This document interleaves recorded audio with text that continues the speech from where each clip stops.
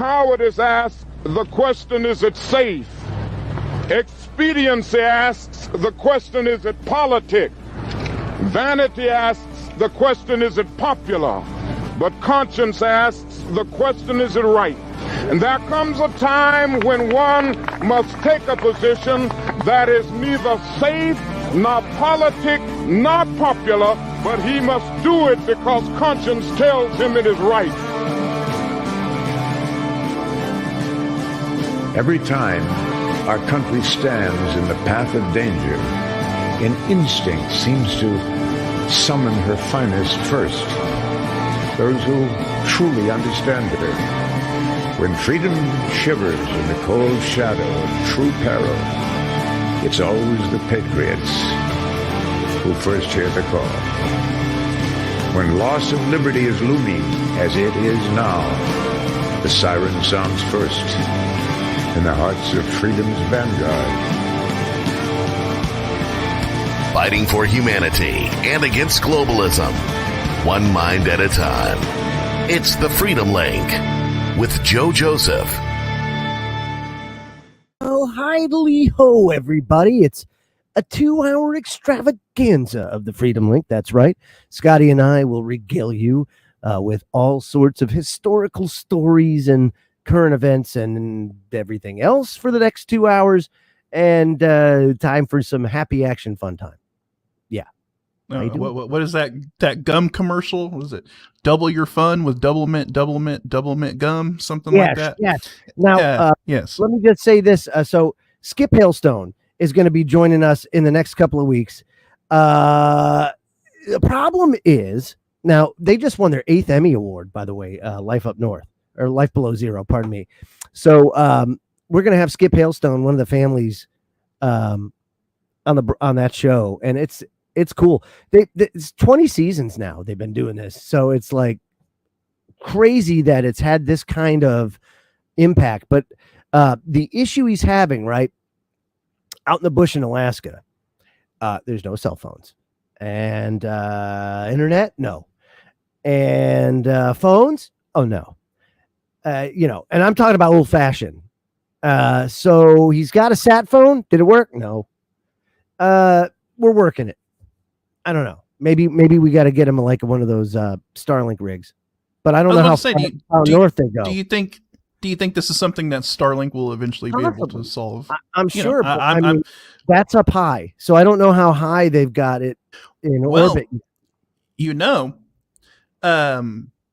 SpaceX, I believe, when they first launched some of their Starlinks, they were doing the extremely difficult polar orbits that are very hard to like achieve. the Black Knight satellite. Yeah. Oh, yes. Maybe that's what it was. So the Black Knight satellite. Maybe that was ancient Starlink. I'm just saying, who knows? But I think eventually, given the goals that Starlink has, there is going to be global coverage of access to the internet. It just all depends on right. And so it'll all depend on when Alaska will end up being in that grid, when they get the satellites over that area, or maybe they already have satellites over that area. Who knows? But yeah, very interesting. So hopefully, he'll be able to. Oh man, it'll be exciting. I'll tell you what, some of the things that I've seen on that show, and some of the ideas that have spawned in my brain since then, or just me being a copycat of some of the stuff that they're doing. It's just incredible when you have to live off the land, and you have to be extremely crafty and resourceful, and also respect the resources that you have. One of the things that they're seeing up there now, of course, is the change in the environment. There is global changes going on, of course, but it's not because of man. That's a bunch of hooey, horse, pucky. It's a cyclical thing that we can't control, and we're hip deep in it now. And it's not going to be much longer till it has a lot harder consequences on us. But there's nothing you can really do. You often wonder if the chemtrail program wasn't something that had to do with buying time. Oh crap, magnetic fields weakening. Well, let's throw a bunch of metal particulate up in the atmosphere. That'll be good. Sure. That'll fix it. And then you watch those dystopian movies like Snowpiercer, which was triggered, this big global snowball was triggered by chemtrails. Oh, well then, did this South Korean guy have some sort of inside knowledge? No, it's out there everywhere. All he's got to do is look up, and right. Valley Echoes, acceleration. As more cosmic rays bombard the Earth, so too the acceleration of the Earth, the rotation happen. Right. Everything, it's like cause and effect, and I don't know why people, well, I do know why. We'll talk about it tonight. Why people are fed the global warming, environmental, social governance horse pucky, that it's poop, absolute poop. But what we're also going to do, since we have 2 hours, Scotty, is we're going to also take a walk back in time, utilizing the voices from the past, and talk about what the hell led up to, the whole 9/11 thing.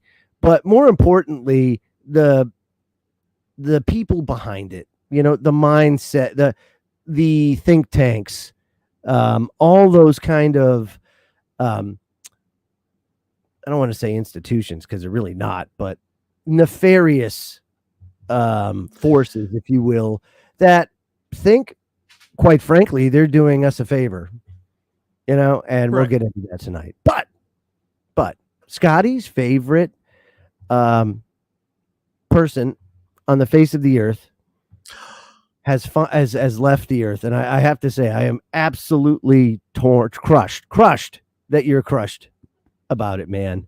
And of course I'm talking about Queen Elizabeth. I knew you had a thing for it, but I mean, I guess everybody's got their thing, and that's fine. I certainly no disrespect. I'm already ready for the commercials to come on TV for only $29.99. You can get your commemorative Queen Elizabeth III dinner plate, complete with coffee mug and whatnot. Show your gratitude and love for the Queen. Right now. Yes. Order now. Get a spoon if you can order in the next 10 seconds. Yeah. Nah, but a lot of people are like, blah, blah, the reptilian queen is dead. Blah. I gotta ask you, do you think that she was reptilian? I don't. No, but I get where the whole trope in the meme comes from, right? Because we're talking about a bloodline, and now when we're talking about bloodlines and how important it is for the elites and the royals and stuff, now we're getting into a really interesting conversation, because you can trace back lineage and where they come from and who their ancestors were involved with and what they did back in the day, and you start understanding that, this is kind of a generational family thing that they got going on. I honestly think the Blue Pea probably had a lot to do with it. Like, Charlie, here you are, you're in grade school, and you nestle up to that urinal, and Charlie's in the next urinal next to you, and you're like, whoa, hey, that's not piss puck, that's your pee. What the hell? What's going on here, Charlie? What? No, he's a reptilian. Oh man. I think he is. No, I don't think he is. Probably went a little heavy on the colloidal silver. I don't know. But Queen Elizabeth, I think that there was, much like we'll show tonight, there are ties to families that are pretty reptilian, if you ask me. But I don't think she was one. I don't. No. But no. It's fun. It's fun to throw it out there and whatnot. But the way these people think, their cold-blooded, calculated decisions definitely. Now I'll go with that. Are they reptilian brained, centered? Perhaps. I will go with that. Yes, but reptilian as a species? No, not at all. Not at all. So what do you think's going to happen now to the monarchy that Elizabeth has kicked the bucket? What do you think? Do you think Well, Charlie is going to see it through to, and the monarchy continues, or do you think that perhaps the economic unrest and social unrest that's about to unfold, not just in the UK but Europe and America, do you think that might have something to play in the monarchy not being so monarchy anymore? well, it's interesting. I was watching kind of a breakdown that the Economist did, kind of on this whole situation and about, Charles. Obviously now he's King Charles because as soon as she kicked the bucket, he took the throne. So, how King Charles is going to um, handle a lot of the current issues that Britain is dealing with, and the fact that he's had a lot of controversy around him too. That he's kind of he's Dude, been he's a wacko. He's been very political too, which the monarch is not supposed to do according to the whole British Constitution thing, separating the monarchy from the and all this stuff, and politics and all that. And all throughout his life, he's been extremely vocal, and he's always pushed the boundaries of that and all of that. And look, man, he's been training his whole life for this moment. I mean, at some point he knew he was going to be king because Queenie was not going to be around for that much longer. And look, he's what, in his 60s. So I mean, he could potentially be king of England, be for what, maybe another 30 years or so, something like that. I don't know. So, I mean, he's 70 now. I really don't. Okay. I didn't know if he was in his 60s or 70s, but the he's thing is, 70 years old. Yeah. at least a 20-year run he's going to have if he lives to be in his 90s, Well, right? I mean, His mom. He's got the longevity gene. His dad lived at damn near 100 years old too. So I mean, so I think, I don't know, maybe given what I've seen so far of him and the sort of things he's embroiled himself in, we might be looking at somebody who's deciding hey, let's make the monarchy great again. He might, yeah. you know what I mean? And I think he's going to put to let's just say he's going to handle a lot of controversy and whatnot within his own house, within his own family. Yep, I think he's going to clean a lot of that up. Possibly. But isn't that like the pot calling the kettle black? Honestly, like, didn't a car explode or whatever with his wife? Well, that's what I'm saying. Like some shady things that happened that he's not exactly Mr. Innocent here, So that's right, and the problem. Right, and who knows? There might be some more very mysterious accidents that occur here within the next 10 years or so. Who knows? But whatever he's got to do to sort of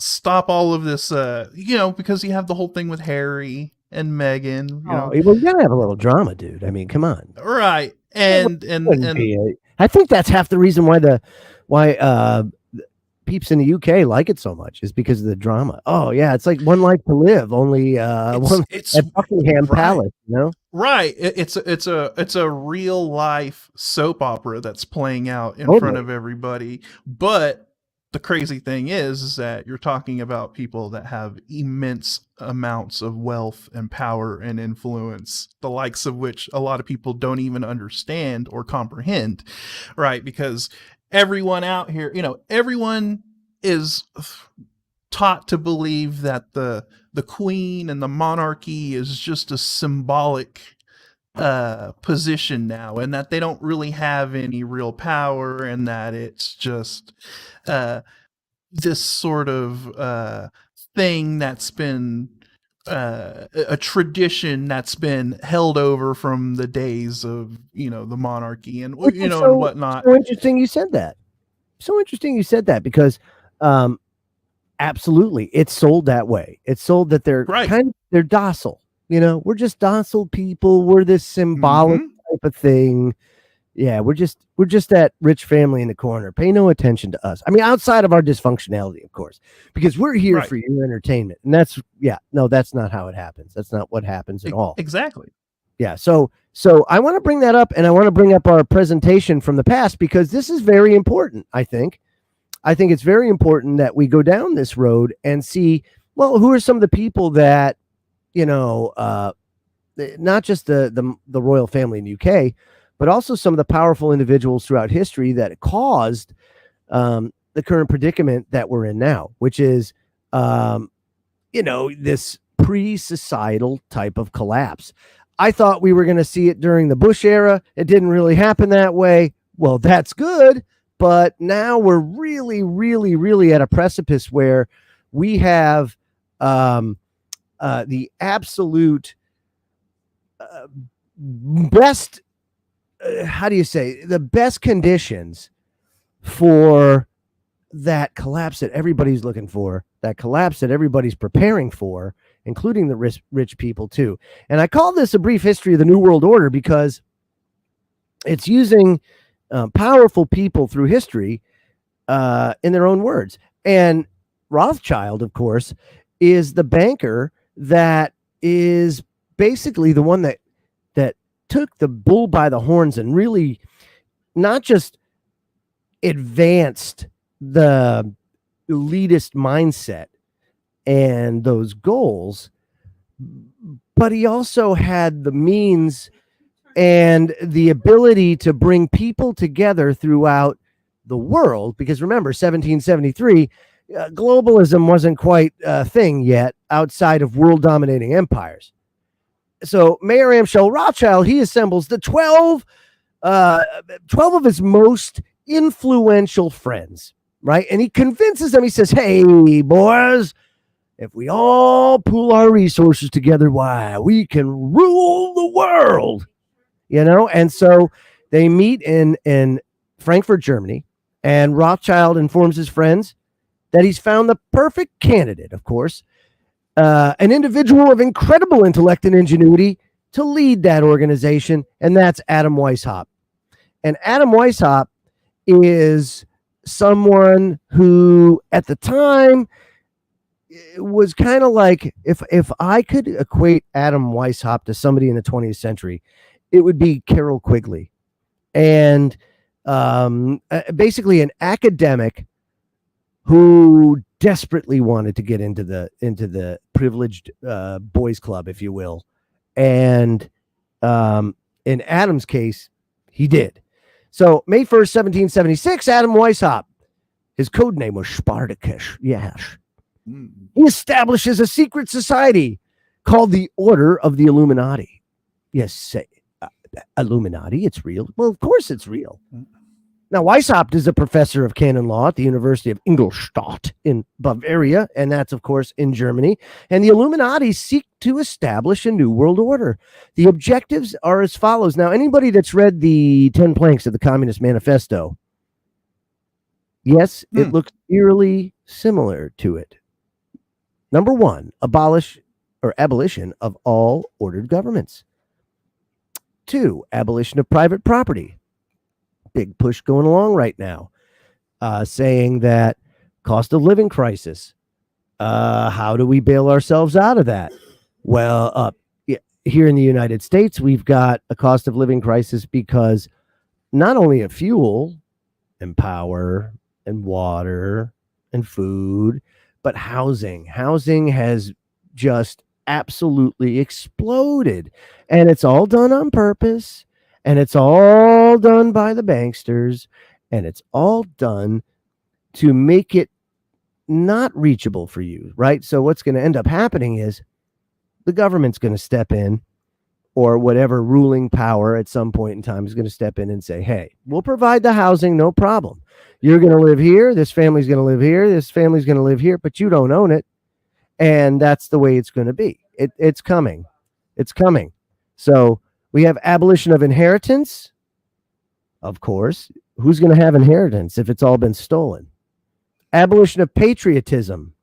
If you speak out against the state, against the powers that shouldn't be, that powers that shouldn't be is a very broad brush. Of course, that, we can talk about whether it be Disney, a corporation, a powerful corporation. We see the power that they have right now. And if you go against this, why? You're a bad man or bad woman. You shouldn't be doing that. And you're vilified for it. Censorship runs rampant. Why? There's no patriotism. We don't want that. No. We want equality. That's what we want. That's right. So inclusiveness, equality, great. Patriotism, bad. Abolition of the family. We've seen that happen over the 20th century. Margaret Sanger was a big proponent of the abolition of the family and also the starter of Planned Parenthood, which, call what you will. I know the abortion thing's a big debate right now, but when you take free choice away, people find workarounds every single time. It's stupid. Don't be a Puritan. You are not. Everybody has skeletons in their closet. Therefore, nobody should be judging anybody about what they do. And anybody that pushes back against freedom of choice, and that's what it is. It's not about what that person does with freedom of choice. It's about having the choice to do what you need to do and what you should be able to do with your property, and your body's part of that. So when you start taking that away, you start to chip away at the rights that you have that the government doesn't give you. That's the enumerated rights that we put out there, that we told the government here in the United States through our Constitution and the Bill of Rights what they're supposed to protect. See, it's not about the government saying, well, yeah, you have that because we said so. No, that's not it at all. Then we have abolition of religion and the creation of a world government. Very, very important to understand that these goals came from a long time ago, Scotty, and it's nothing new. However, a lot of people treat it like it's new, and that's a big problem. So what say you about this there, Scotty boy? Well, I mean, this just goes back to what I was saying about all of these agendas and the people involved. Because, look, you've got the Rothschilds. They've always been intertwined and involved with the royals, right? They funded a lot of the the wars and whatnot and excursions that the British Empire throughout the years has been involved in, and all of this stuff. And a lot of people also need to realize about how powerful these banksters are, because they That's right. they had a lot of sway over what royalty did and didn't do, because they held the purse, they held the cash, and have been raping and pillaging people since the dawn of time. Right. Time. So, yeah. and so, in a way, maybe the royals are just a symbolic figurehead, because who really is pulling the strings, and who really does control the flow of cash and whatnot that's going, in and out. And it's very interesting. And so that's how you get these secret societies that get set up, right, by these higher ups, in these elite clubs that want to kind of consolidate a lot of their kind of, what would you call it, like-mindedness of power and then whatnot. Compartmentalize it. And then they compartmentalize it to the point where you can't track it back, where there's no traceability, right, because you have cut it up into a million pieces and everybody has their little part to play. And half the time they don't even know that they're playing a part. They just are. Right. So that's the cunning of it all. So I have an article up here from shtfplan.com they're definitely getting prepared. Are you? Now, back in, I'd say between 2008 and 2010, right after the financial crisis around that time, there was a lot of preparation done by the billionaires and the elitists, digging into mountainsides, building their fortresses, buying thousands of acres over aquifers down in Central and South America, things like that. And it's all done through the raping and pillaging of you, the person. A lot of it, the latest rape and pillage scheme, if you will, is green. Now, that's not to say that it's not responsible to take care of the environment. And see, that's what makes it so perfect of a scam, to get people to fund their safety. You see, because just you guys, everybody out there listening, you guys are useless eaters. That's just the way it is. And and because of that, you see, you don't get to survive. You don't get that. They're going to find out that that's not what happens to them either. But they put their head on the pillow each night, and they're very, very, very comfortable. I've got my bunker. I'm going to go to my bunker with my swimming pool and all my nice mood lighting and my movie theater, my bowling alley, and you're not invited. Yeah, that's right. So they're definitely getting prepared. Michael Snyder wrote about it on The End of the America Dream. Says the ultra wealthy are some of the best preppers in the world.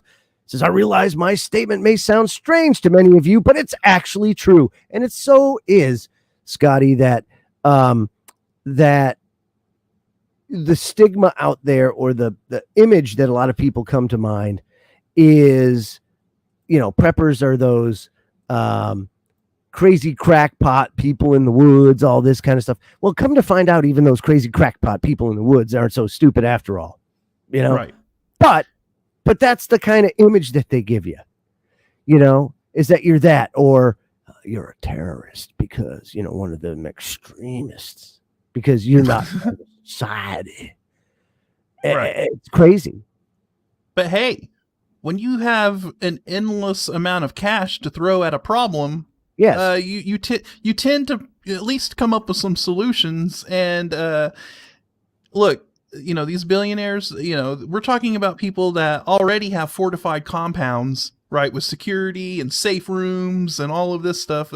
They're prepared for that kind of stuff, but they're prepared for a lot more. That's right. They can afford to have a literal mansion built underground, and they're not going to put out it's not the image, like you said, of the crazy guy in the woods that's just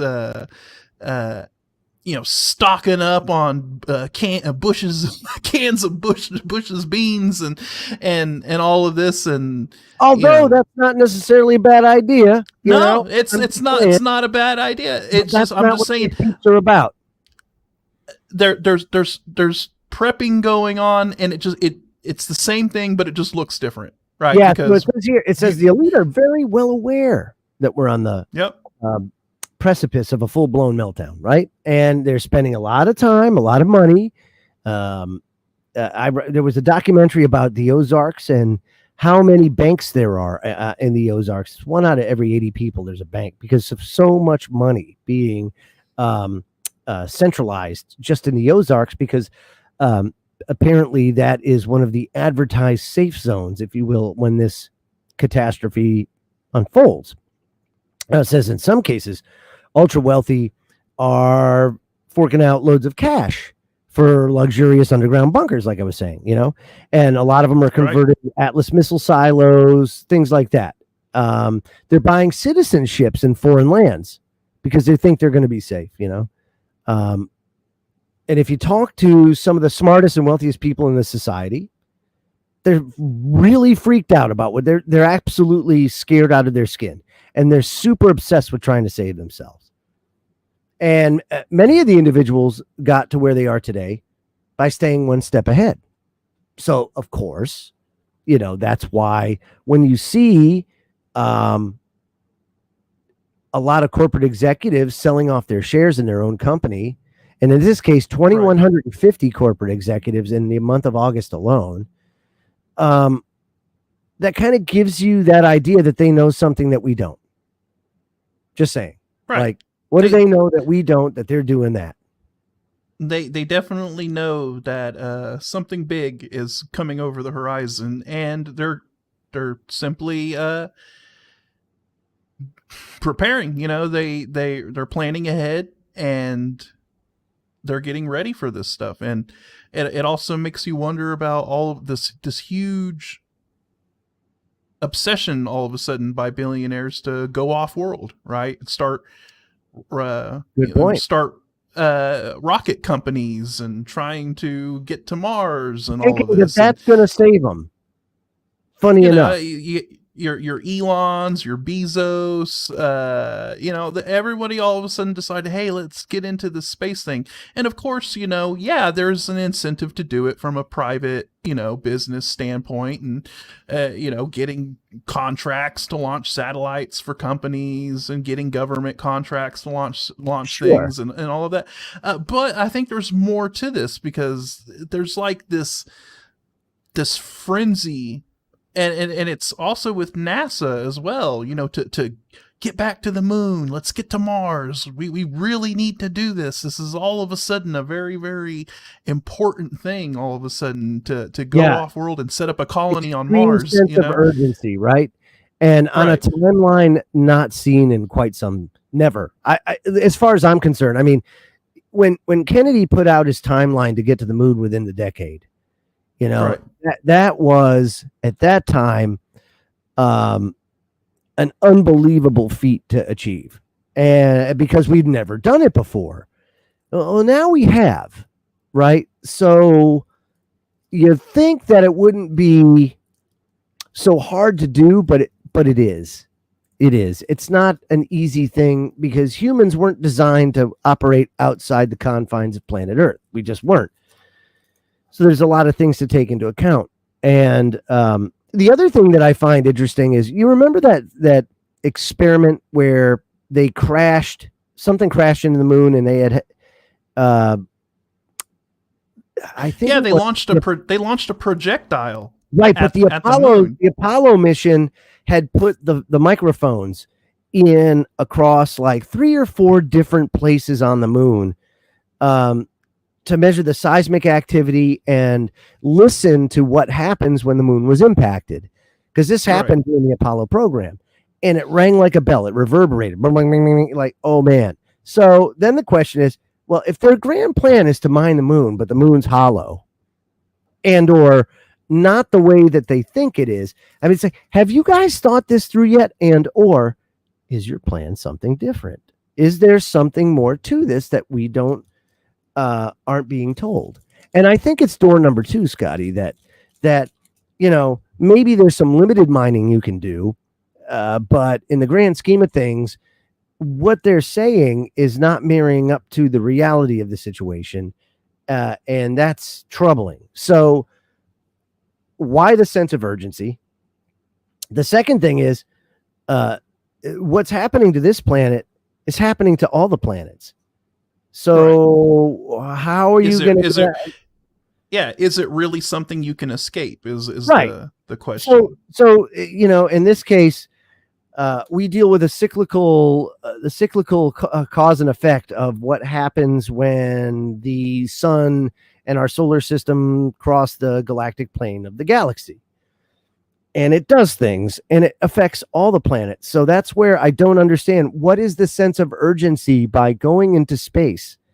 You're not going to be safe, because if anything, the sun is going to be a catalyst for change, because it's going to do its thing. It's going to affect all the planets. Hell, it already is. So that's a problem. But you look at things like, and the fact that the vast majority of us, we can't afford a giant underground bunker, or anything like that. I have seen people, though, I must say, take shipping containers and bury them into the ground. Right. And that seems to be like a pretty good thing, We're thinking about doing that as a storm cellar. That way we have somewhere to go in case there's a tornado. So it's definitely an option for people for people to think about if they want to pair like Yeah, that. you know, the other thing too, my wife was just saying, it's a great idea, is you get people within your local area that band together and make a shelter, you know, pool resources, you know, buy some land together, put a shelter together, and then you all know if some shit hits the fan, we converge here, and everybody has their responsibilities to provide things and do things. But, you know, this is by no means out of reach of everybody, but on your own it is.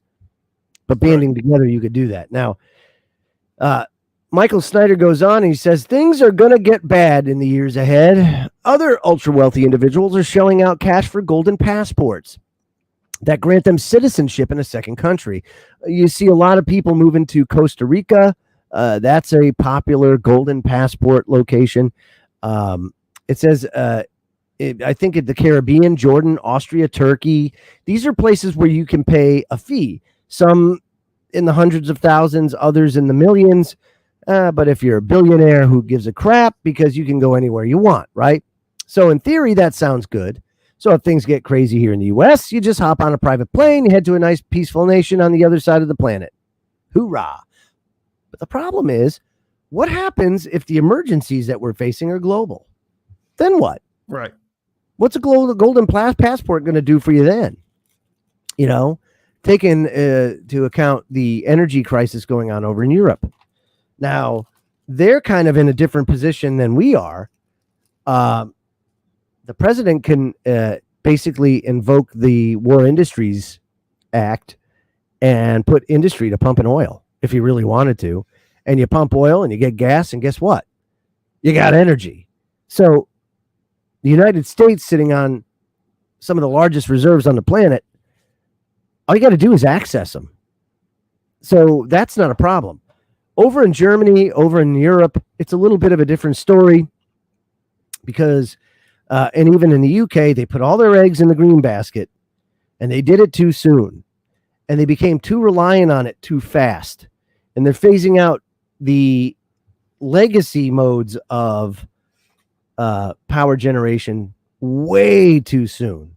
A decade. Here's another, and here's another issue that I see arising with King Charles, because Charles is well known for being quite radical in his environmentalism. Yes. So I think a lot of the influence and input he's going to have on policy in the UK is going to be even more detrimental, you know, and cause even more economic hardship and problems when it comes to. I agree with you 100%. Yeah. So definitely. I mean, in the short run, they're going to come out and say, oh, you know, well, we're doing this, we're doing that, we're saving this, we're saving. Nothing's going to save us from what's coming just because it's outside of a full reversal of what they're doing at this time. Now, listen to this. The vast majority of the population simply can't afford to do much at all to prepare for hard times that are approaching because most are just scraping by barely these days. In fact, many Americans that are working hard can't do or do not earn enough to cover a basic family budget. More than a third of families that work full time year round don't earn enough to make a family budget. Now, get this. And I use this quite often, this statistic, to just enumerate exactly how bad it is and where it comes from. So this all centers around the erosion of the value of the dollar, which at the time of the Federal Reserve creation, you could say a dollar was worth 100% of a dollar. But you fast forward to 2015, it's worth less than 1% of what it was worth in 1912 or whatever, in and around that time. So that means your purchasing power has eroded through inflation, which you'll hear the Fed put out a 2% target every year, about 2%. So each year, the value of the dollar erodes 2%. That's what inflation is. It's an invisible tax. On top of everything else that you pay in taxes, inflation is one of the biggest taxes of all, and it's an increase that happens every year. They want to limit it because You don't want it to go up too fast. You see what happens when it goes up too fast, but they don't want it to go away all the way because they want to slowly erode your ability to be part of that club, to be able to not be indebted to them and be controlled. That's what inflation's all about. And that's why the whole plan was brought up and concocted by a banker, which this whole central banking scheme came as a result of Lord Amschel Rothschild. And when you look at how some of these people through history speak of the plan, it really, really kind of makes you understand the severity or the absolute ruthlessness with which that plan, when it's enacted, actually is. Now listen to this. This is the Comte de Verrieux. I can't say. Out of all languages, French. Oh, I'm terrible. It says here the Order of the Illuminati joins forces with Freemasonry at the Congress of Wilhelmsbad. The Comte de Verrieux, an attendee at the conference, comes away visibly shaken. And when questioned about the tragic secrets he brought back with him, he replies, "I will not confide them to you. I can only tell you that all this is very much more serious than you think." From this time on, according to his biographer, the Comte could only speak of Freemasonry with horror. So you want to know, I mean, it's everywhere. It's everywhere. Symbology is everywhere.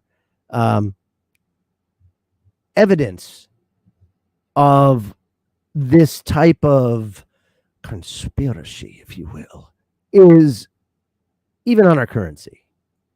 It's not just a picture. And it's not just, ooh, look at this. This is cool. Wow. Must have took a long time to engrave that plate. No.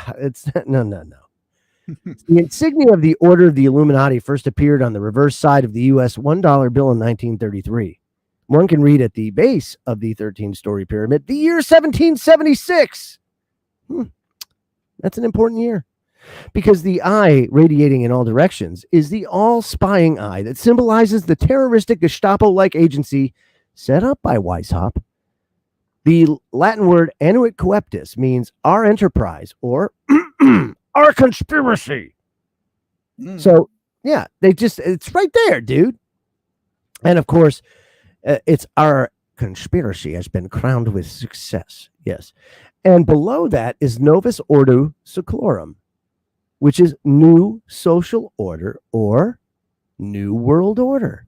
So if you look right at the $1 bill, it's right there. It's right there. And that 1776 is not referring to the United States' independence in 1776. It's referring to the formation of the Order of the Illuminati. That's correct. 1776. Thank you very much. That's right. That's the other thing to understand, too. The United States as a whole was part of that plan. And as much as, and I'm a big fan of the Founding Fathers, but they did the whole Freemasonry thing, and it was more than just cheap drinks. It really truly was. They were all high-ranking members. So is there, does that mean they're nefarious? I can't quite say, but I can say they were probably controlled in some sort of way or influenced. That much I can say.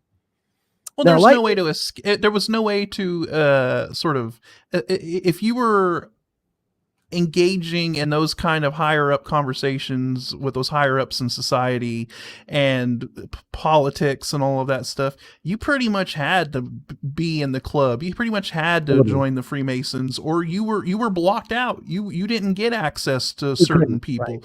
You couldn't really operate. So a lot of people just, they had no choice but to join it, if you think about it. So it's not like everybody involved per se was nefarious. And even today, right. if your uncle's part of the local Freemasonry lodge, it doesn't mean that your uncle is some nefarious guy or whatever. Right. It just allows you a little more access to certain, maybe business deals or people to get in touch with that might be able to help you out with something or whatever. So it's it's when you start going up to those higher levels, the upper echelon is when things start getting a little weird and a little a little crazy with it. And so, but this is and this one right here is a good example.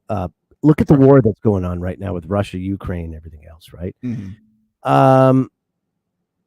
Here's an example of the French Revolution, right? Everybody thinks the French Revolution was this big uprising where the king gets killed and France is free and blah, blah, blah. No, that's not what happened. In 1785, an Illuminati courier named Lanza is struck by lightning and killed while traveling by horseback through the town of Ratisbon. When Bavarian officials examine the content of his saddlebags, they discover the existence of the Order of the Illuminati and find plans detailing the coming French Revolution. The Bavarian government, of course, was attempts to alert the government of France of the impending disaster, but the French government fails to heed the warning. Bavarian officials arrest all members of the Illuminati that they can find, but Weishaupt and others have gone underground and can't be found.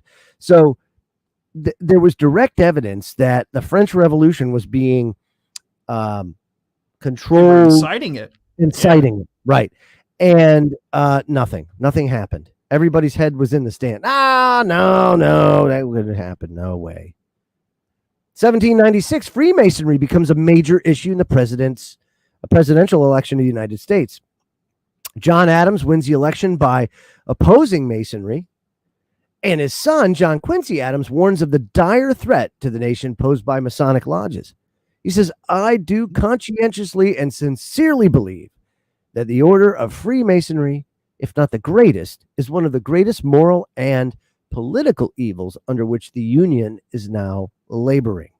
So even back in 1796, the ring-knocking societies and all that stuff played a very, very pivotal role in the way the nation worked.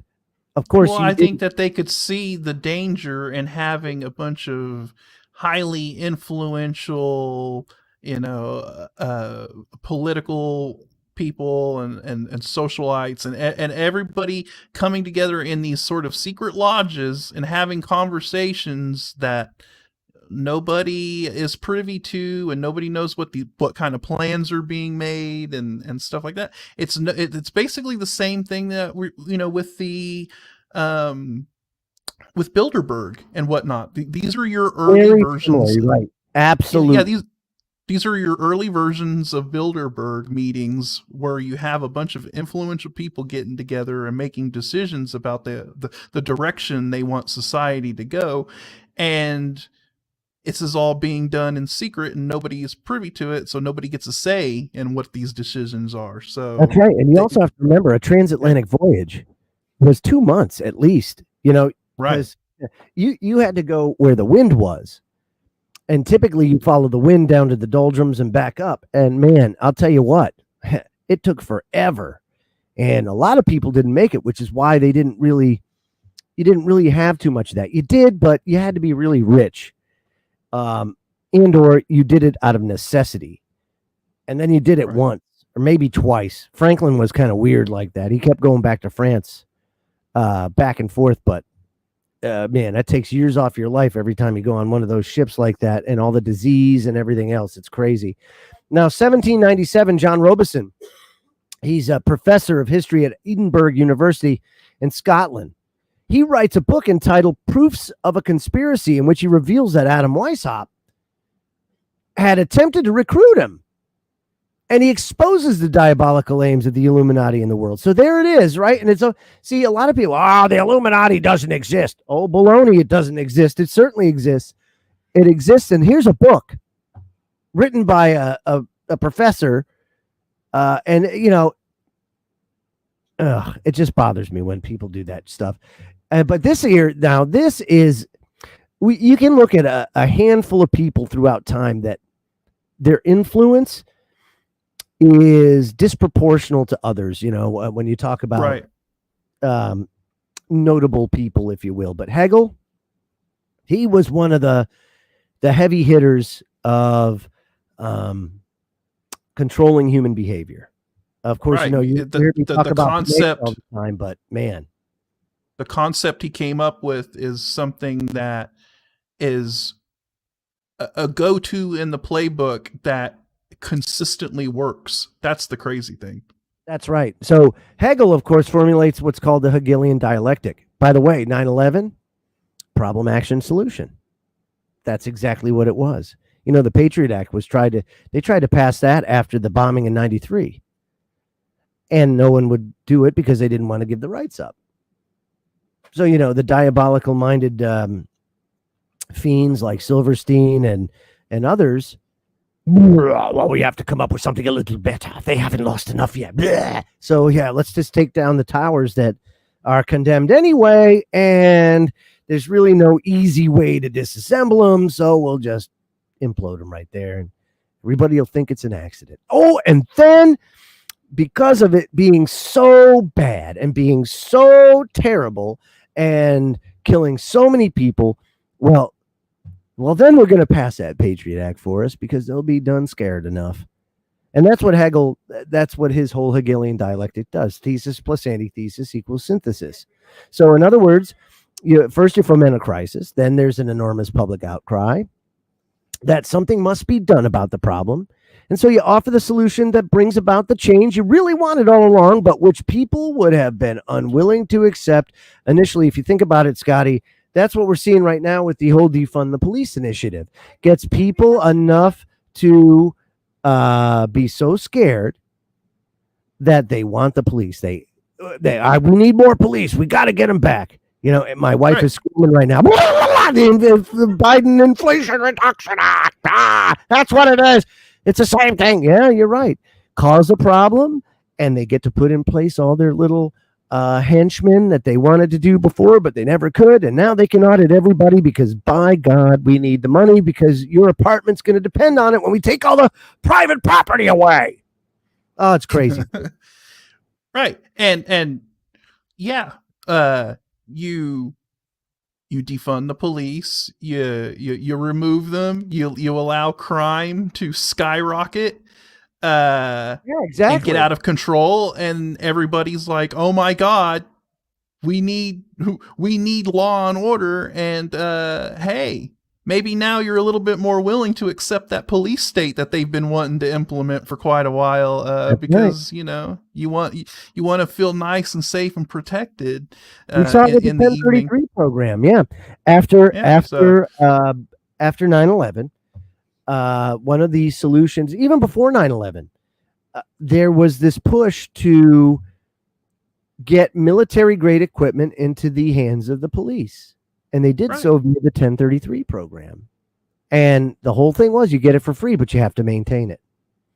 That's you. You have to pay to transport it. You got to pay to fix it up, whatever needs to be done, and you got to pay to maintain it. We're not going to be doing any of that. So that's how all those Bearcats and armor and weapons and all of that stuff got in the hands of police. Because if you think about it, the police should never, ever have been weaponized to that level. They're not a military operation. They never should have been a military operation. Hell, you know, if you think about the times during the bootlegging of Prohibition, right, which was another unbelievably stupid thing. Let's tell people they can't drink, and then they'll go about creating the criminal underground, and a lot of people die. And, oh, by the way, the government kills a lot of people too. And it's just a disaster all the way around. But during that time, you know, a cop would go up to the kid, bonk him on the head with the nightstick. Poof, come on, we're going to see your mother. And that's what you did. And guess what? Society was good, and we made it, and things were a lot better then. Kind of simplistic, but you get the point. You don't need to militarize the police. It never was meant to be that way. It shouldn't be that way. And then 1828, screw Andrew Jackson. That's right. He was the bane of the bankers. And so I know he did a lot of controversial things, especially to the Native American community. But when it came to the bankers, this guy really held his own against an onslaught of attack, and eventually led to the dissolution of the First Bank of the United States. And it says here, Mayor Amschel Rothschild, who finances the Illuminati, expresses his utter contempt for national governments, which attempt to regulate international bankers such as him. Ha! He says, allow me to issue and control the money of a nation, and I care not who writes the laws. Now you see why one of their goals is the abolition of patriotism and nationalism. Because that's right. It puts a thorn in their side of their whole little global control thing when you have these, quote unquote rogue states that don't want to play ball, right? Wow. Crazy. Well, I think we got like 2 minutes break. So I'm going to stop there for a second. And I'm going to try and stop there for a second. There we go. And, when we come back on the other side, we'll get to exactly, the next step in the process. The next step. And that gets us into just pre-Civil War and then into the late 19th century. And what you'll end up seeing is a push. But all these pushes go back to dealing with one of those 7 goals. And each one is more diabolical as each goes on, which is really, really crazy. And it just shows how long this plan has been in effect and unfolding.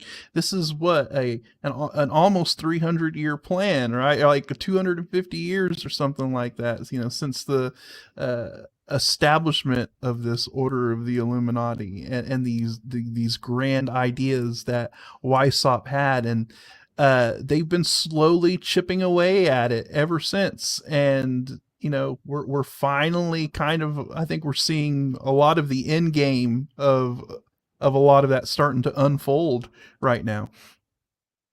So yeah. Oh, look at that. My wife's saying they're talking about $6 a pound turkeys now for Thanksgiving. $6 a pound. Yeah. Okay. Because, bird flu on top of everything else, and you look at it and you say, come on now. Are you serious? Are you serious? That's crazy. We're going to break. When we come back, much more on the other side. Another hour of the Freedom Link, kgradb.com. Be right back.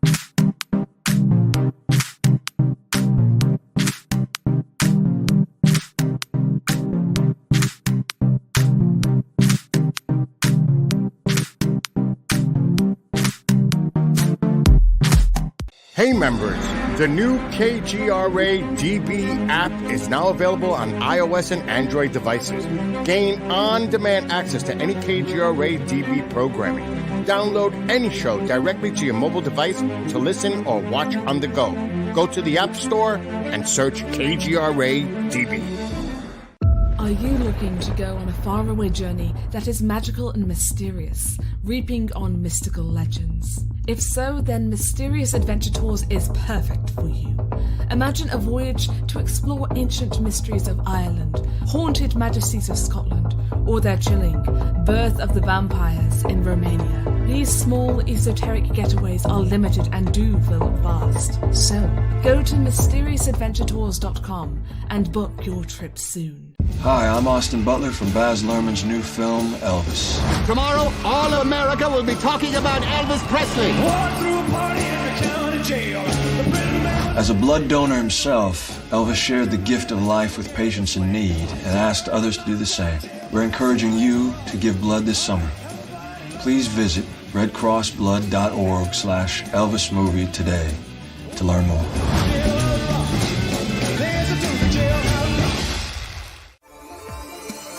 You're listening to the KGRA Digital Broadcasting Network. We provide unparalleled coverage of trending news in the world of ufology, cryptozoology, and paranormal phenomenon. Whether you're watching our video live stream or listening to one of our audio programs, you are getting the best from world-renowned researchers and hosts, guiding you through topics the mainstream won't touch. Miss one of your favorite programs? No problem. Head over to the members area at kgradb.com for access to our massive library of award-winning content. Make contact, stay connected. Only at KGRADB.com.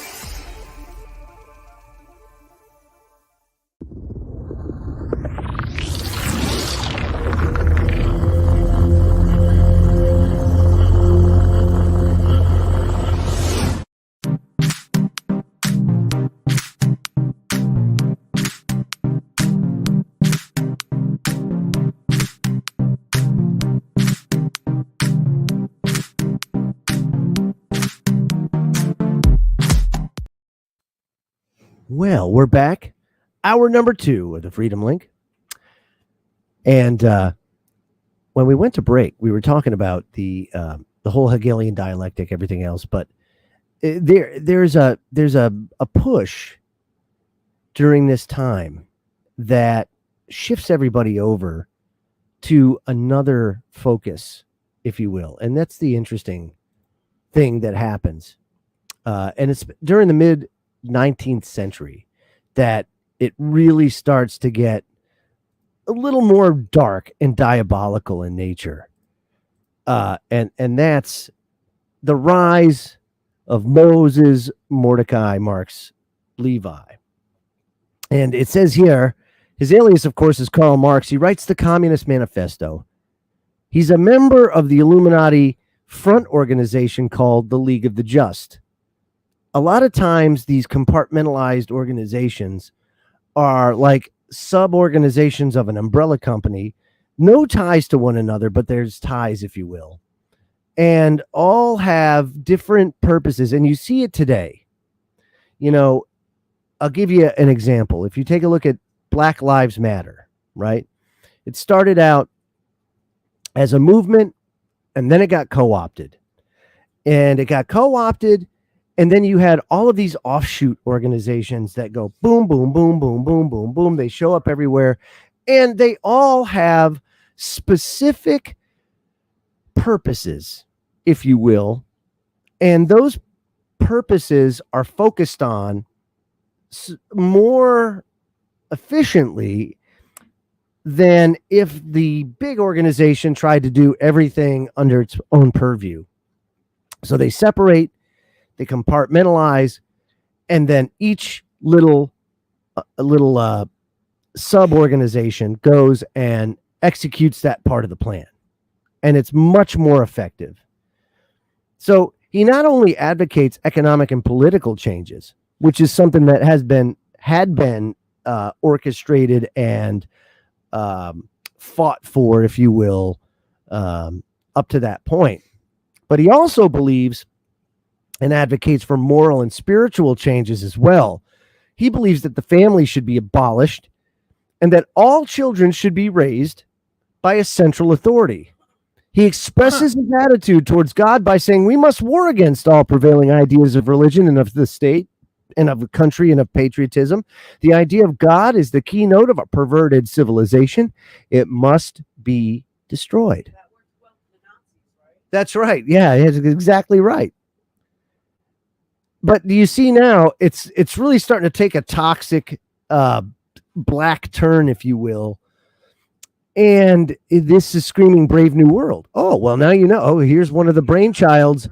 This is one Brave New World, and that type of idealism or ideological society, if you will, their ideological society is all centered around a state entity or an organization or something that raises the children. They raise them to what they're supposed to do in lockstep. And you got to remember too, if you take a look at the public school system, that's exactly what that is. Only it's on a much more, people are innocent to what the real aims are. It's only until recently that they just don't care about hiding it anymore. And we've seen that too come out. But Karl Marx, one of the most influential of those elitists, and of those people that pulled off the events on 9/11. And then there's another guy, Albert Pike. He's another biggie. Now, Pike was one of the most influential of the Masonic order. As a matter of fact, his statue still resides to this day outside the National Archives in Washington, D.C. And on January 22nd, 1870, in a letter to Italian revolutionary leader Giuseppe Mazzini, Albert Pike, sovereign grand commander of the southern jurisdiction of the Scottish Rite of Freemasonry, announces the establishment of a secret society within a secret society. Layers. See, Layers. There you go. Yes, we must create a rite, a super rite, you see, which will remain unknown, to which we will call these Masons of high degree, of whom we shall select. Now, it also gives you a little insight into how leaders are selected. They're not elected, you see, they're selected. And he says, about our brothers in Masonry, these men must be pledges to the strictest secrecy. Through this supreme rite, we will govern all Freemasonry, with which will become the one international center, the more powerful because its direction will be unknown. This ultra-secret organization is called the New and Reformed Palladian Rite. And then it's like a little note here. This is why about 95% of men involved in Freemasonry have no clue about what the objectives are of the organization. All they think they're a charitable organization that a little male camaraderie, cheap drinks, yada yada. That's like it. I said, your uncle or whatever that goes to the local masonry lodge. He has no idea what the actual upper echelon is doing. Right. Yep. That's right. And it's all, like I said, it's all split up. It's all compartmentalized. Right. Blavatsky is another very interesting person. And we'll have to get into, and this will be subject for another show, but Blavatsky and Alice Bailey, those two were very pivotal in bringing about New Age ideology. Right. Because it was kind of, I guess, cloistered in the East, really didn't have a lot of exposure in the West, but Blavatsky helped mainstream it a little bit. So she's a Russian occultist, founded the Theosophical Society. And Madame Blavatsky claims that Tibetan holy men in the Himalayas, who she refers to as the Masters of Wisdom, communicated with her in London by telepathy. She insists that the Christians have it all backwards, that Satan is good and God is evil. She writes, the Christians and scientists must be made to respect their Indian betters. The wisdom of India and her philosophy and achievement must be made known to Europe and America. Now, you can get in there and muddy the waters a little bit, but a lot of the New Age folks that I talk to, that is a central theme, is that it's backwards to everything else that you say, like mainstream Christians believe in and things like that. Right. Then there's the Fabian Society, Scotty, and that's founded in Great Britain, and that's to promote socialism. From the Roman general Fabius Maximus, who fought Hannibal's army in small, debilitating skirmishes rather than to attempt one decisive battle. Guerrilla warfare, if you will. Kind of the start there. Now, if you take a look at the way that socialist and those kind of people, I said those kind of people, but that movement itself utilizes almost a guerrilla warfare style. Right.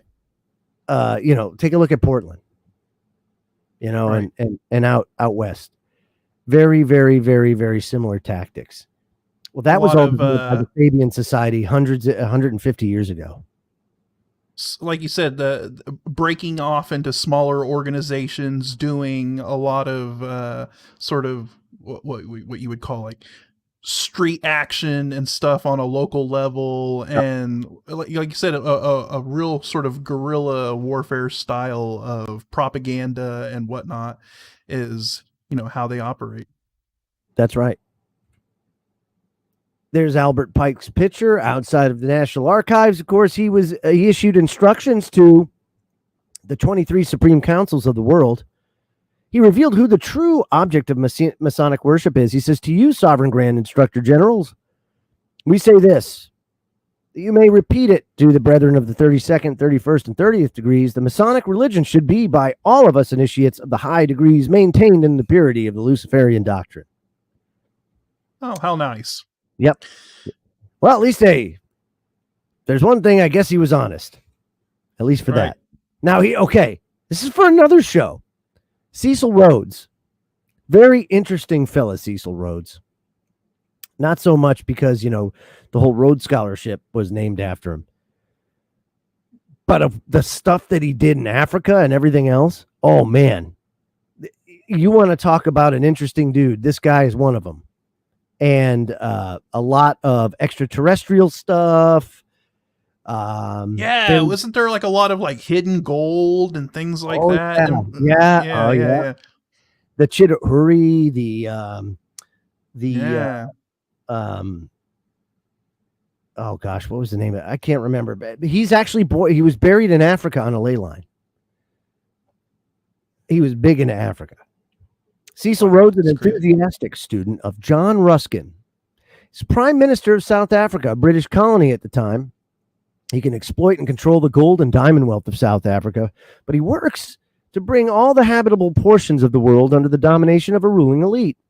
To that end, he uses a portion of his vast wealth to establish the famous Rhodes Scholarship. So he starts a pipeline of people that he can get to embrace that type of worldview and function, if you will, in society. So that's the whole Rhodes Scholarship thing. Very akin to what Norman Dodd found in the 50s with the Dodd Commission, where he found that the elitists were establishing pipelines through the endowments to basically hijack the education system.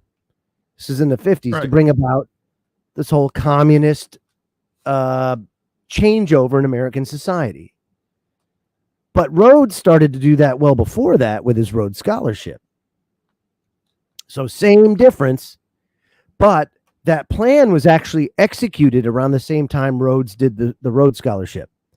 So the funny thing is when Norman Dodd sent his paralegal up to New York to examine the records of the Ford Foundation, the Guggenheims, the Rockefellers, the DuPonts, they all got together for these meetings where they would discuss their charitable influence on society. And the notes that she read, they affected her so that she could never work in public again and died soon after. But it just messed her up because she couldn't believe that there was that much of a conspiracy to undermine the very fundamentals of what this country was. That just could not register in her head. It was terrible. Then we have the Theosophical Society. This is what Madame Blavatsky started. And it sponsors a parliament of world religions held in Chicago. And if you look it up, these parliament of world religions happen quite often. They still happen today. But the concept of it is to introduce Hindu and Buddhist concepts, such as beliefs in reincarnation, to the West. Well, it goes a step further. They want to get a one world religion. Right. It actually this also parallels, and is probably an extremely important part of the whole the whole spiritualist sort of wave that occurred in the late 19th and early 20th century, when you had people sitting around tables doing seances and all of that. It was a very fashionable and popular thing to do at the time, was to get into this whole spiritualist movement thing and have these sort of get-togethers and all of that stuff, and hold these seances and stuff. And it was a really, really popular thing at the time. And so I think this probably played a big role into that, introducing those concepts and stuff. So, because change doesn't happen overnight. See, change takes time and patience and slow manipulation, methodical manipulation of society. You slowly get them off. Think of it as you're building a house. And one of the most important parts of that house is making sure that your foundation and your frame is square, perfectly square. And if it's not, well, the whole house is unstable and eventually it'll collapse. Well, all you got to do to get that house frame out of square is cut that angle, your corner angle. You can be off by a 1/16 of an inch, but by the time you get down to the other side, you're 4 inches off. And that's the whole point. You don't have to change everything. You just got to change enough just to get people to deviate just a little bit. And then you wait. And by the time you get 10 years down the road, they're out in the wilderness, lost. So that's the whole idea behind that. Socialism and Religion. 1911, the Socialist Party of Great Britain publishes a pamphlet entitled Socialism and Religion, in which they clearly state their position on Christianity. It says here, it's therefore a profound truth that socialism is the natural enemy of religion. A Christian socialist is in fact an anti-socialist. Christianity is the antithesis of socialism. Now, what you'll hear oftentimes is comparisons to Christ and socialism. Like, Christ was a socialist. Oh, really? Right. Yeah, okay. That's kind of a stretch, but we'll go there. But that's not what the Socialist Party ever said and never compared themselves to. So that is a misnomer of right. Of large scale. And of course, Christianity and religion is antithetical to socialism and that mindset, because the state is supposed to be your God. The state is supposed to be your mommy and your daddy, and you're supposed to worship the state. Once you bring some outside thing out there that is beyond the state's control, such as God, and if you're a Christian, if you're religious in any way, the only person you have to answer to is your God.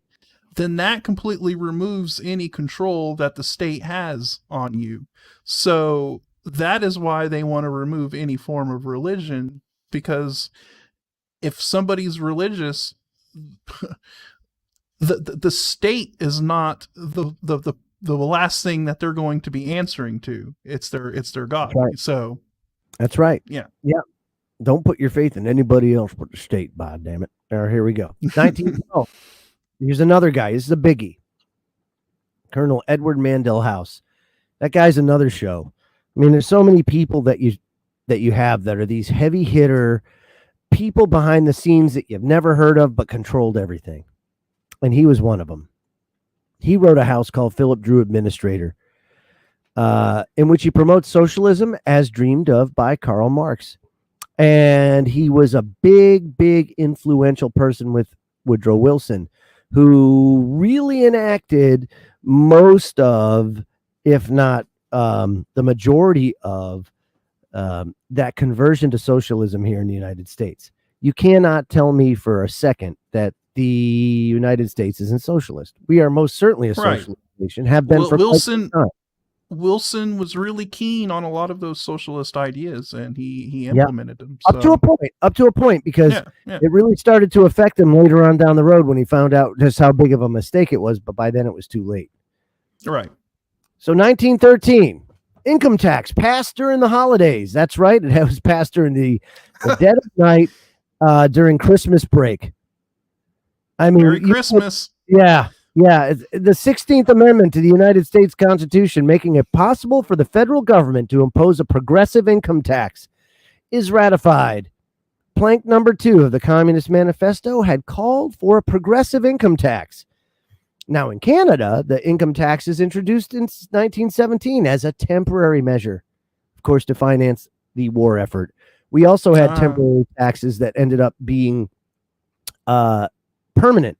One of them was a tax on your phone bill that, until cell phones really came around, was still there. I mean, up until the early 2000s. And it was to finance the Spanish-American War. And it also seems to be it seems to be a very common thing that governments like to do. Oh, this is only going to be temporary, and then temporary becomes forever. Never. So, no. Income tax is one of those things. Now, funny enough, I think it was Ken Burns, PBS documentary guy, right? He did a great series on prohibition. And the income tax and prohibition were unbelievably intertwined because they joined forces to get them both passed. The first, of course, being the income tax. But yeah, voluntary. Yeah. It's as voluntary until the mob comes and cuts your legs out from under you. 1913 was also the year President Woodrow Wilson publishes The New Freedom, in which he reveals, since I entered politics, I have chiefly had men's views confided to me privately. Some of the biggest men in the U.S. in the field of commerce and manufacturing are afraid of somebody, are afraid of something. They know that there is a power somewhere, so organized, but so subtle, so watchful, so interlocked, so complete, so pervasive, that they'd better not speak above their breath when they speak in condemnation of it. Over in Russia, there's some people that spoke ill of President Putin that are now in jail. Same difference. And of basically, course, there's always somebody higher up the food chain, and you don't want to upset that person higher up the food chain. And these industrialists and whatnot, and these money moguls, these money tycoons, they know that they are not the biggest fish in the tank, and that they better watch what they say because they could be cut down pretty quickly, poisoning or something like that. Yeah, he just banned a bunch of actors for going, don't come back to Russia. You just went and saw those Ukrainians. No. Now, 1913 was also the year that the Federal Reserve is created. And of course, G. Edward Griffin's book, Creature from Jekyll Island. Great read if you haven't read it. Right. Funny enough, what I'm coming to find out, especially now more and more, is that there are more informed people than there are uninformed people. So I went to a small mom and pop hardware that I frequent from time to time, and go in there, and I'm talking to the guy that it's a small family that owns it and have for God knows 80 years, passed on from generation to generation. And one of the sons is at the register, and we're talking, and he goes, it's those Jekyll Island folks that really did that. Jekyll Island, eh? Oh, yeah, really? So, you think that a lot of people have their head in the sand. To varying degrees, they do, but some people actually are pretty well read in this and are basically observing things, and they're aware. They're aware of what situational awareness. We'll put it that way. Right. And I'm seeing it more and more, and this is good. So what did the 1910 meeting do and then the Federal Reserve Act do? That transferred the power to create money from the American government to a private group of bankers. And it was hastily passed just before Christmas break. Charles Lindbergh Sr., there's another guy you could do a whole show on. He was the early 20th century version of Ron Paul. And he says, this act establishes the most gigantic trust on earth. During that time, of course, the money trust was the big talk, the big corruption, that big toxic entity that was always in the papers at that time, or in publications outside the papers, because the money trust owned the papers. So it was kind of tough. But Lindbergh railed against the money trust, your Rockefellers and all them. And he said, this act establishes the most gigantic trust on earth. When the president signs this act, the invisible government by the money power, proven to exist by the money trust investigation, will be legalized. It absolutely was legalized, which led to Woodrow Wilson breaking. He broke. 3 years after, he figured out, oh man, that was a bad deal I signed us into. And soon after that, of course, he has his massive stroke. And then Edith Galt, his wife, actually ran the White House and, for the most part, the presidency for the last 2 to 3 years that he served in office, because he was basically useless by then. But he says, I am a most unhappy man. I have unwittingly ruined my country. A great industrial nation is controlled by its system of credit. Our system of credit is concentrated. The growth of the nation, therefore, and all of its activities are in the hands of a few men. We have come to be one of the worst ruled, one of the most completely controlled and dominated governments in the civilized world. No longer a government by free opinion, no longer a government by conviction and the vote of the majority, but a government by the opinion and duress of a small group of dominant men. Now think about this for a second, because this is really, really, really important. When you turn on your television or go to CNN or CNBC or any of these places, and you're seeing Jay Powell, the chairman of the Federal Reserve, speak about, well, we have to get inflation back down to our 2% goal, and by God, we're going to have to. Now, first of all, if you want to do that, you're going to have to get wherever your inflation rate is. You basically got to go double if you want to get rid of that. And when you do, you put the brakes on everything. And that's what Wilson was saying. He's saying a great industrial nation, that's us, is controlled by its system of credit. What is the Federal Reserve doing? Well, they blew up a gigantic bubble by monetizing $9.5 trillion in debt. They printed $9.5 trillion. And in doing so, gave it out to their cronies. We didn't benefit by $9.5 trillion. I know I'm not any more well off because of that $9.5 trillion. I can tell you a lot of people I know certainly aren't, but I can tell you a lot of those rich people certainly got a lot richer. I can tell you a lot of these investment funds grew substantially because of very low or no interest loans that they received. Absolutely. And when you go and you stop that and you restrict that system of credit, well, now I guess we're not growing anymore. And I guess we start laying people off. And I guess we start really starting to suffer. But you need to suffer because inflation is your fault. You're buying too much. And a lot less affordable housing on the market too. Why? Because those cronies go and scoop it all up. They scoop up anything they can that's going to give them a return. Anything they can that is going to put you into perpetual servitude. That's what it's all about. And of course, Vladimir Lenin, he called it too. He says, with the aid of financiers in New York City, V.I. Lenin can overthrow the government of Russia. Lenin later comments on the apparent contradiction of the links between prominent capitalists and communism. He says there also exists another alliance.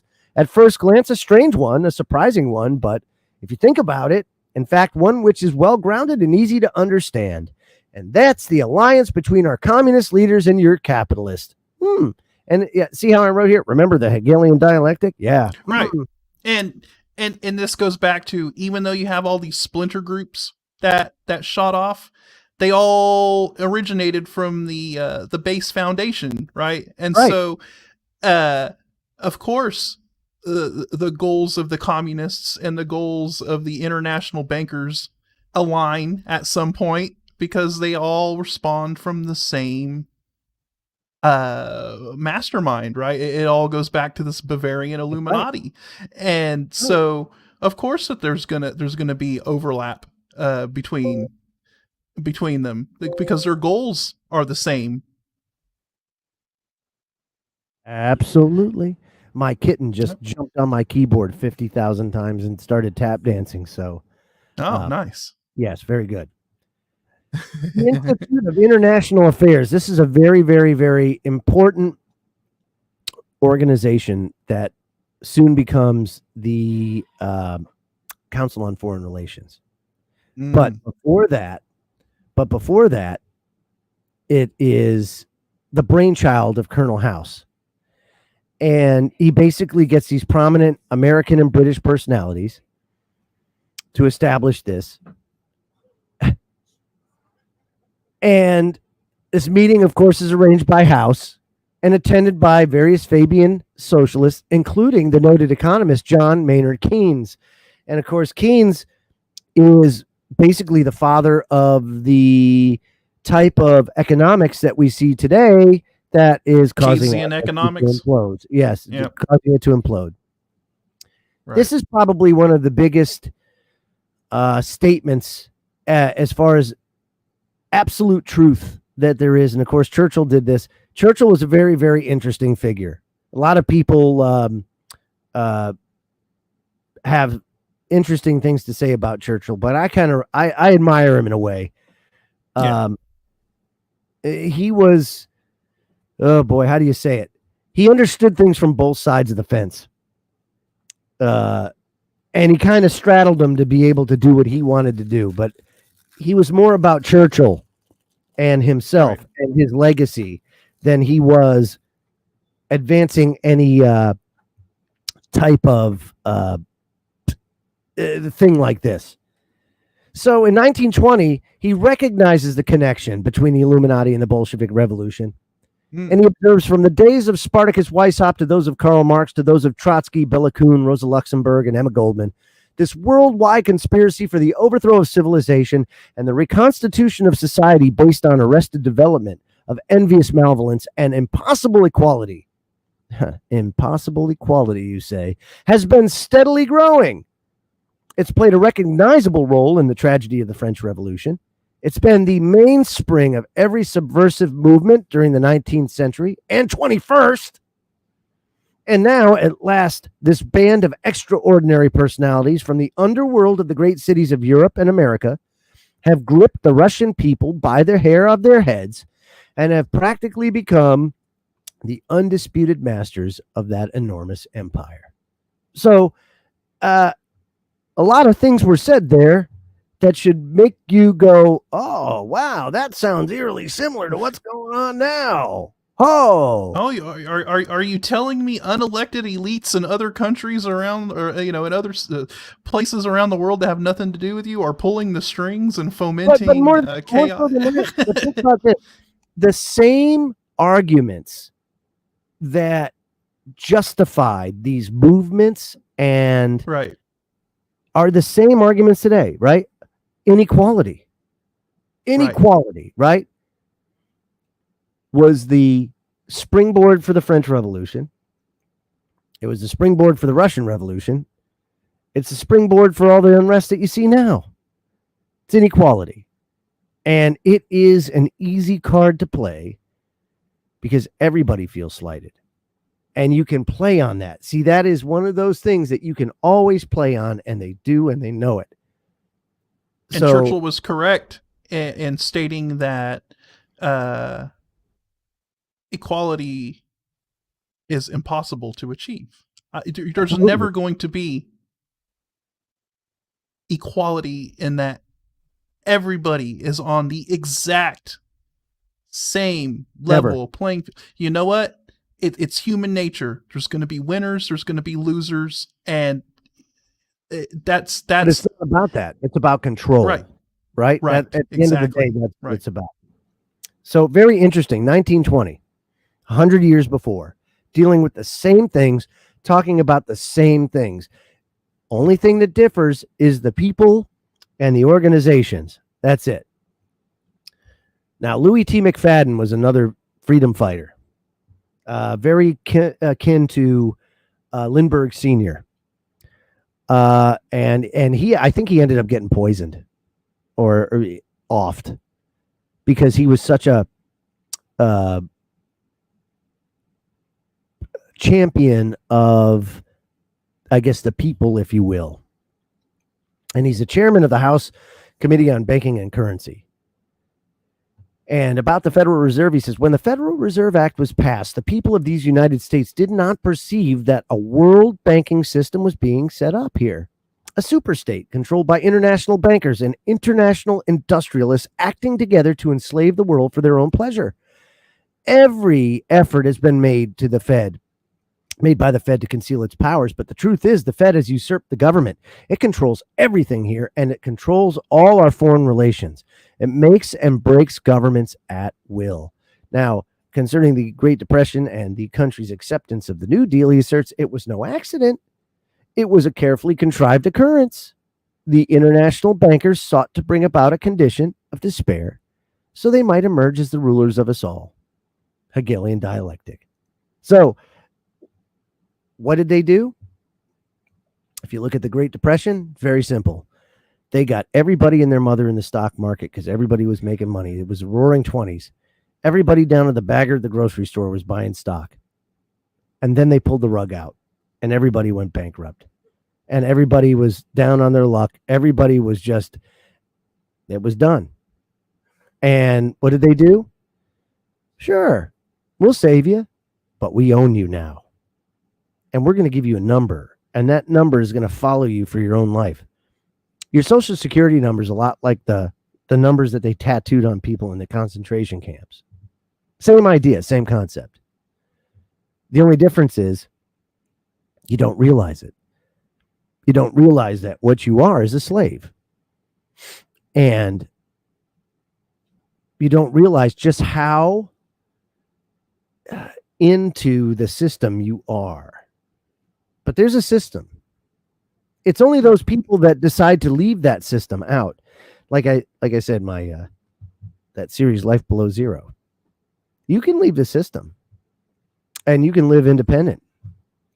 And I guarantee you, those that do and break out find it very restorative and beneficial because you don't realize just how much of a rat race you run and how controlled you are under the guise of freedom and democracy, which there are none. It's just an illusion. Council on Foreign Relations, Colonel House reorganizes the American branch of the Institute of International Affairs into the CFR. And for the past 80 years, 80% of the top positions in every administration, whether Democrat or Republican, guess where they come from? The CFR. That's right. Oh, fantastic. That's right. Why? Because they're the ones that make the rules. They're the ones that do this. See, it's not the people that get elected. It's all the people that get appointed after they get elected. Oh. Philip Kerr. CFR endorses World Government and its magazine Foreign Affairs. Still available today. If you look up Foreign Affairs, it is a publication now online, but CFR routinely puts out their viewpoints and all that stuff, and people like Philip Kerr write routinely about their thoughts and which way we're going and which way we should go. And he says, obviously, there's going to be no peace, no prosperity for mankind as long as the earth remains divided into 50 or 60 independent states until some kind of international system is created. The real problem today is that of world government. Everybody thought, the Star Trek way is the way to go. Just there was no Star Trek yet. But that's what they want. H.G. Wells was another big one. A lot of people don't think that H.G., they look at him as an author. And he was a great author. But he was a wicked Fabian socialist. And he says the political world of the open conspiracy must weaken, efface, incorporate, and supersede existing governments.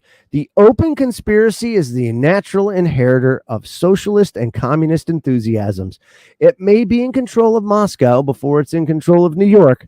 The character of the open conspiracy will now be plainly displayed. It will be a world religion. You will worship the government. You will be controlled by the government. That's what they want. And he continued in the shape of things to come. He predicted a Second World War around 1940. Originating from a German-Polish dispute. After 1945, there would be increasing lack of public safety in criminally infected areas. Oh, really? That sounds eerily familiar. Wow. Yeah, the plan, the modern world state, would succeed on its third attempt and come out of something that occurred in Basra, Iraq. The book also states Although world government has been plainly coming for some years, although it has been endlessly feared and murmured against, it found no opposition anywhere. Problem, reaction, solution. In a letter to Colonel House, Roosevelt writes, the real truth of the matter is, as you and I know, that a financial element in the larger centers has owned the government since the days of Andy Jackson. And quite frankly, he should know because the Roosevelts were a prominent family. FDR came from a line of, his cousin was Teddy Roosevelt. And he came from a banking family. That doesn't necessarily mean, FDR, he was a banker. Well, not necessarily, but that's the lineage he came from. 1942, Time magazine, an article there chronicles the Federal Council of Churches, which later become the National Council of Churches, a part of the World Council of Churches, what we talked about earlier. Lending its weight to the effort to establish a global authority, a meeting of the top officials of the council comes out in favor of a world government of delegated powers. Strong, immediate limitations on national sovereignty. International control of all armies and navies. Representatives, 375 of them, of 30-some denominations assert that a new order of economic cooperation or new order that is sure to come either through voluntary cooperation within the framework of democracy or through explosive revolution. So it's either join us or we'll foment the revolution that will make you join us. See, now you got it. Yeah. Yeah, in 45, President Truman says it will be just as easy for nations to get along in a republic of the world as it is for us to get along in a republic of the United States. I would say yes, but I would also say no. And the reason is... How has that worked out so far? That's number one, but why? Why, if you think about it?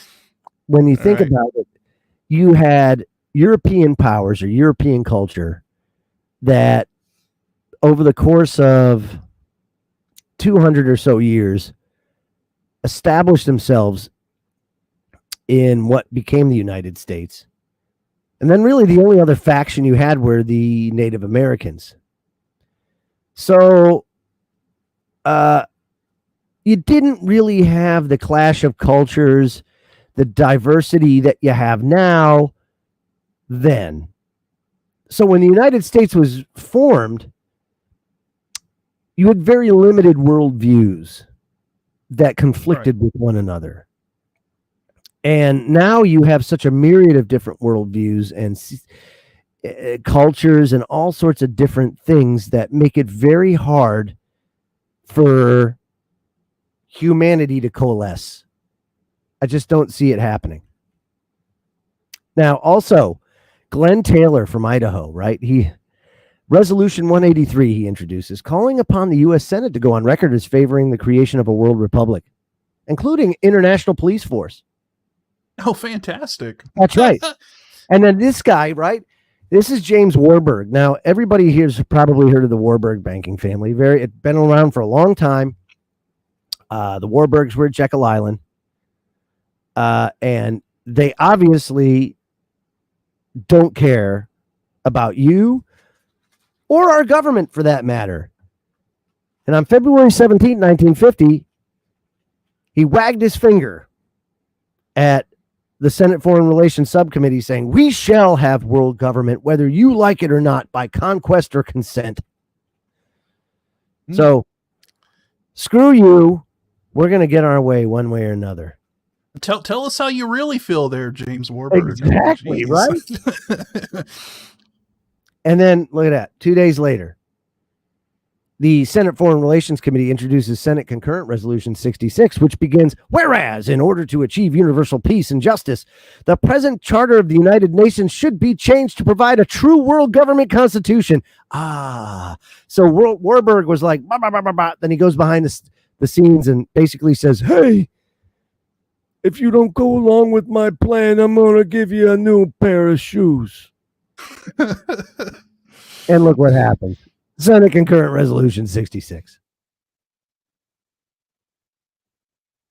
That's wild, man.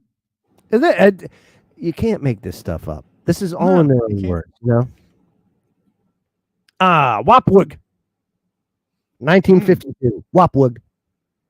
The World Association of Parliamentarians for World Government. They draw up a map designed to illustrate how foreign troops would occupy and police the 6 regions into which the United States and Canada will be divided. 6 regions? Wait, that sounds like mega regions. Wait, where have I heard that before? Isn't that America 2050? Yeah. Oh boy, that seems like that came from this. Doesn't FEMA have something about that? Oh, yeah. Well, FEMA regions. Okay. Very interesting how things kind of put together there. Whoa, hey, 1952. So they come up with the whole 6 region gig. And Canada, of course, is in there too. But if you take a look at the goals of America 2050, the Rewilding Project, oh God, you can go on and on. It's all about the mega regions, FEMA regions, whatever you want to call it. But it came from this meeting, and it came as a suggestion because it would be easier to control in a world government setting. And 2 years after that, Bilderberg is born. And we all know what Bilderberg is and what they do. And it's just it's a forum for control freaks to get together and be able to speak about things uncensored and without interference from the press. And that doesn't mean the press isn't there. It just means that they're going to be very, very cautious about what they let out. It's just a throwback to the old secret society meetings back in the Very day. Same thing, right? Same thing. Different paint. Same thing, different paint job. In 61, document 7277 comes about, which is, you can get it today. Freedom from War, the U.S. program for general and complete disarmament in a peaceful world. And it details the 3-stage plan to disarm all nations and arm the UN, with the final stage in which no state would have the military power to challenge the progressively strengthened UN peace force. So when you see the UN vehicles on the trains going around, you see the blue hats and all that kind of stuff. Back in my military day, I was a blue hat. I know, you just don't know, oh yeah, it's for world peace. Yeah, okay. But it's really not. Mm-hmm. Guy I talked about before, Carol Quigley. This is this guy, right? And I kind of feel like he's the modern day equivalent of an Adam Weishaupt. He's got that same type of interest, vision, if you will. Yeah, vision. And Quigley was a mentor of Bill Clinton. Bill Clinton, of course, was very, very, very influential and helped push through NAFTA, which was the first real free trade agreement that brought about, or basically supercharged, how do you say it? It was like the beginning, like colonialism, where they take advantage, they rape and pillage and subjugate or enslave third world countries to make cheap trinkets. right? At no, and then of course what ends up happening is after NAFTA, that's when industry really starts to hightail it out of the United States. And the result, of course, is, well, you get cheaper stuff. Well, not that much cheaper, really, because it is for them, but it's not for us. But Quigley, being Bill Clinton's mentor, makes it, that to me. NAFTA is what really set in what we would consider now the globalist economic system that the world kind of operates on. Yeah, it was like the foundation piece, and really all other free trade agreements followed that framework. Right. So Carol Quigley, Georgetown University, authors a massive volume entitled Tragedy and Hope. And I have not read the whole thing. Popeye's read the whole thing. It is everything that you would think it would be. You know what I mean? Coming from these guys. And so it's a huge, it's over 1,000 pages, if I remember right. It's a lot to take in, but it says there does exist and has existed for a generation an international network which operates to some extent in the way the radical right believes the Communists act. In fact, this network we may identify as the Round Table groups has no aversion to cooperating with the Communists or any other groups, and frequently does so. I know of the operation of this network because I've studied it for 20 years and was permitted for 2 years in the early 1960s to examine its papers and secret records. I have no aversion to it or to most of its aims, and have for much of my life been close to it and to many of its instruments. I've objected both in the past and recently to a few of its policies, but in general, my chief difference of opinion is that it wishes to remain unknown, and I believe its role in history is significant enough to be known. And it is, well, I guess you could say it is known and it's not known at the same time. It's kind of quantum. Right. But these roundtable groups, your Bilderbergs, your Trilaterals, Club of Rome, CFR. Yep. All these guys, they all, again, compartmentalized. They have specific functions. They do specific things, and they execute when they have to execute. And speaking of the CFR, before we leave here, I want Miss Hillary Clinton to say in her own words what she thinks of the CFR and the role it plays. Yes. So let me just. Please do. Oh, thank you very much, Richard. And I am delighted to be here in these new headquarters. I have been often to, I guess, the mothership in New York City. But it's good to have an outpost of the council right here down the street from the State Department. We get a lot of advice from the council, so this will mean I won't have as far to go to be told what we should be doing and how we should think about the future. Oh, So yeah, right. I mean, so at least she tells the truth. It's the truth. I also want to thank Popeye because that was pulled from his YouTube channel. I just noticed that too when that popped up. So there's a whole lot. So NAFTA, right? NAFTA is a venture. What that did was it bought us time. It reset the clock like 20 years, if you will, and it allowed them to kick the can down the road a little bit when it came to the economy stuff, but. The interesting thing is, and CNS News wrote it, it was a SGT report. U.S. Economic Freedom Index collapses to Carter administration levels. There's a cost of living crisis. The cost of living crisis actually started in the 90s. And the NAFTA free trade agreement was put in place as a response to that. And the problem that you have now is all of these free trade agreements that take advantage of third world countries. They've been through them all. So they've lifted basically these third world countries, most of them, like your Taiwans, your Vietnams, China, the Eastern world, if you will, out of, quote, poverty. But that's what they'll tell you. But what they really did was they've enslaved them in a system that they control. So they've gone around and they've done that to all these emerging economies. Well, they're running out of emerging economies that'll play ball, especially after the introduction of the BRICS monetary network. All right. You know what we're also running out of, Joe? Time?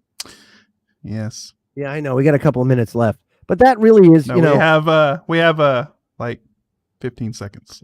Oh, only 15 seconds? Well, I guess we'll continue on next week, folks. Have a great night. We'll see you all next week. And that's about it. KGRADB.com. Take care, everybody.